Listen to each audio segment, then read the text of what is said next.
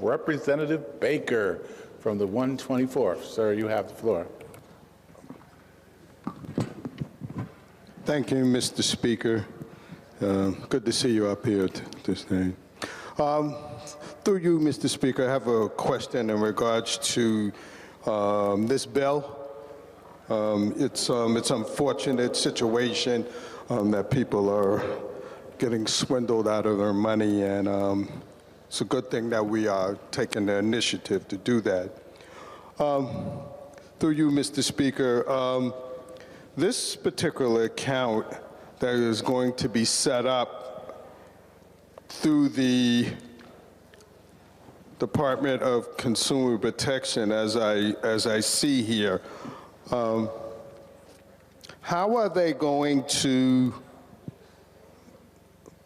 let people know that this account has been set up? What method will they have to let people know that they can be able to contact the Department of Consumer Protection, and what the steps will be?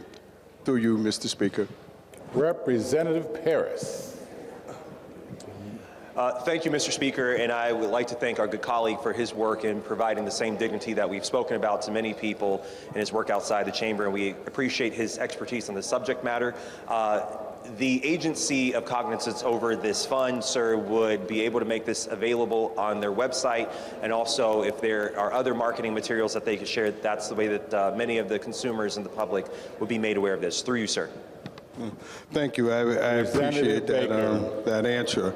Through you, Mr. Speaker, I understand that they will, if you look at the bill itself, it talks about how people will be eligible for a set amount to replenish their pre-need account, that money was actually fraudulently taken out.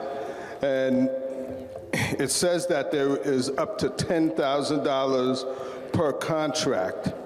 So through you, Mr. Speaker, if they have two separate accounts, one of an irrevocable and one of a revocable, and if the irrevocable succeeds $10,000, will they be eligible for that additional monies for the irrevocable account? Through you, Mr. Speaker. Representative Paris. Through you, Mr. Speaker, it's a wonderful question, and one that I think that the general public should know, given the challenges that we have faced with this situation.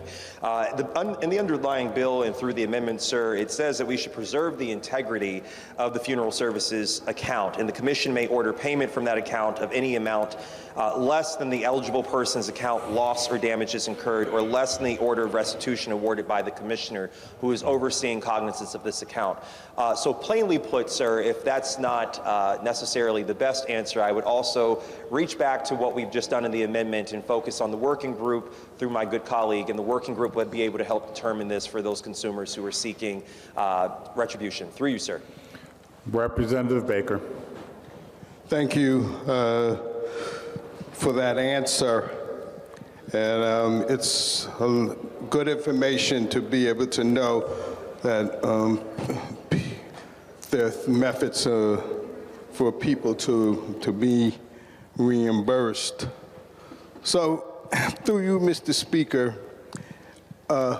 if I am an individual that has a pre-need account set up, and I realized that once I contacted this particular firm that has gone out of business, or they just disappeared, and I contact the state, the Department of Community Protection, and they tell me, okay, I have my contract, I have my receipt, and I would love to find out a way that I can get some funds.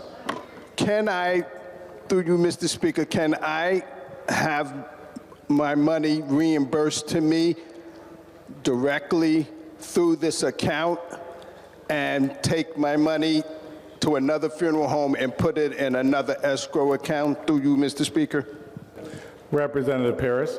Another wonderful, through you, thank you, Mr. Speaker. Another wonderful question through you, sir. A statement signed by the purchaser prior to the agreement being executed of such contract. The purchaser received a copy of that sheet on the funeral services contracts published by the Department of Consumer Protection, and therefore in that sheet it would allow for that person to take, the consumer, to take that money and put it in an account of their choice so that they would be able to receive the services rendered to them based on the contract. Through you, sir. Representative Baker. Thank you. So that's all my questions. I just wanted to make a comment in regards to this. It's very unfortunate that that we are people in the state of Connecticut and just in the world are being scammed. It makes me think of last week in my district. There was a one of my communities was. Co-op development was scammed out of their monies.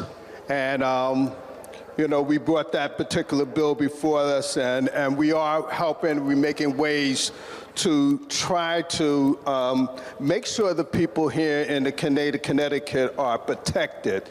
So I thank my colleagues for putting this bill together. I look forward to hearing more about this working group and how this working group can be able to protect people that have made their final request in writing, paid ahead, good faith, so that they can be at ease in the know. So once again, I thank each and every one of you. Hope that you'll be able to support this bill as we move forward. And thank you, Mr. Speaker.